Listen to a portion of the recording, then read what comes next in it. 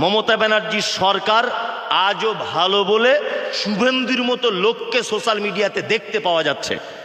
মমতা ব্যানার্জির জায়গায় যদি পশ্চিমবাংলায় অন্য কোন রাজনৈতিক দল যদি ক্ষমতায় থাকতো, শুভেন্দুর মতো লোক 4 দিন টিকে থাকতে পারতো না। কি বললাম বুঝলেন? ওর কাঁচা কুঞ্চি দিয়ে পাচার চামড়া তুলে দিত। কি বলছি বুঝতে পারছেন? এখনো মমতা ব্যানার্জি, অভিষেক ব্যানার্জি এখনো অনেক ভালো, এই কারণে শুভেন্দুর মতো লোককে এখনো পর্যন্ত টিকতে দিয়েছে বাংলাতে। খুব সাবধানে থাকবেন। এখন মোটামুটি সবাই চুপ আছে।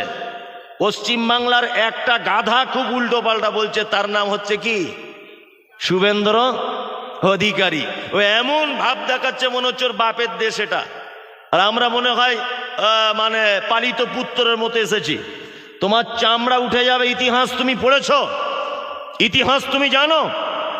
1947 সালে 15 আগস্ট থেকে নিয়ে 2025 সালের এই 9 জানুয়ারি পর্যন্ত সারা ভারতবর্ষে মুসলিমদের যে অবদান, এই অবদানের ইতিহাস তুমি যদি খুলে দেখো, তাহলে মুসলিমদের ব্যাপারে অন্তত পক্ষে কথা তোমার মুখে মানাতো না।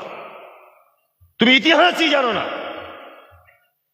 1947 সালে 15 আগস্ট দেশ স্বাধীন হয়েছে।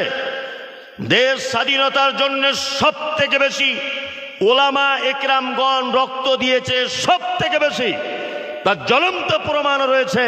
দিল্লির গেটে তার নাম লেখা রয়েছে আজও পর্যন্ত। দিল্লির চাঁদনি তক থেকে দিল্লির খায়বার পর্যন্ত মুসলিম আলেম ওলামাদেরকে মেরে প্রতিটা গাছের ডালে ডালে এক রাত্রিতে 40,000 ওলামাদেরকে মেরে টাঙানো হয়েছিল। আমরা সেই ভারতবর্ষের নাগরিক যারা এক রাত্রিতে 40,000 ওলামাদের প্রাণ দিয়ে দিয়েছি দেশ রক্ষার জন্য। তুমি কাদের ব্যাপারে কথা বলো? হুঁশ করে কথা বলো। কোন জায়গাতে আমরা পিছিয়ে আছি এটা দেখাতে হবে।